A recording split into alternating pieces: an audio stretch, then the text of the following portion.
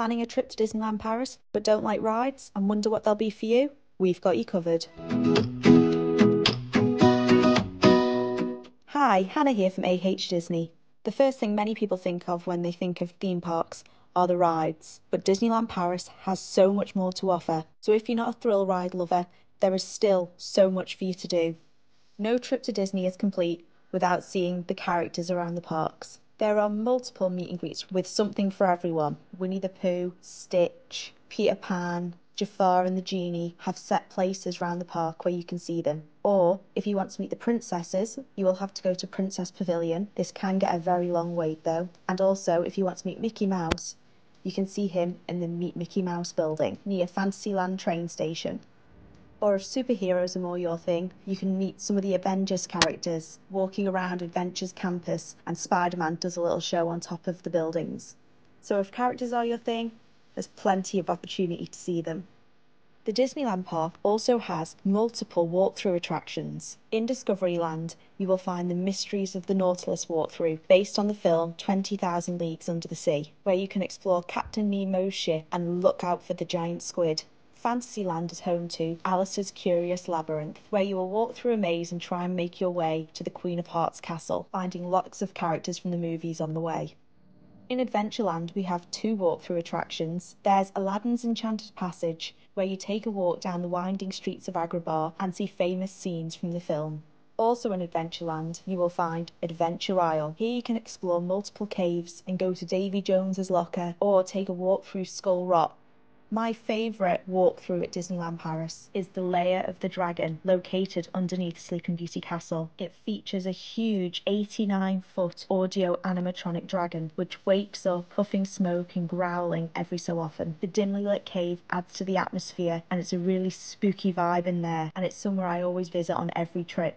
Over in the Walt Disney Studios Park, if you enjoy drawing and would like to learn how to draw the Disney characters, Animation Academy is located in Toon Studio. Here, one of Disney's artists leads you through, step by step, how to draw a Disney character. This is a really great experience for any budding artists.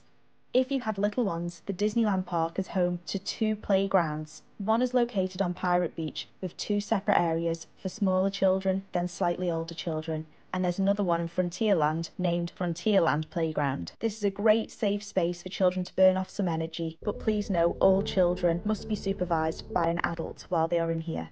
Disneyland Paris is also home to loads of shows across the two parks. In the Disneyland Park, Discoveryland Theatre is home to Mickey's PhilharMagic, which is a 4D show following what happens when Donald takes Mickey's sorcerer's hat without asking. In Frontierland Theatre, currently, is Lion King, Rhythm of the Pride Lands. This show follows the story of the Lion King, with all the songs from the film we all know and love. The staging of this show is incredible, and there was multiple times I didn't know where to look because there was so much going on. This show can be paid for in advance, but as long as you arrive to the show about 30 minutes before it starts, you normally get in, so I wouldn't say it's something that you should have to pay for.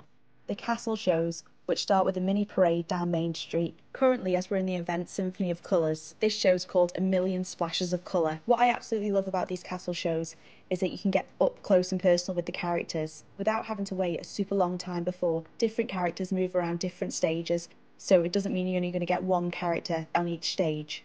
The Walt Disney Studios Park may be a smaller park, but it is home to 4 shows. There's Stitch Live, which is an interactive show where guests can interact with Stitch on the screen, very much like Turtle Talk in Walt Disney World. Please note though, there are viewings in English and French, so make sure you queue up for the right one so you're not disappointed.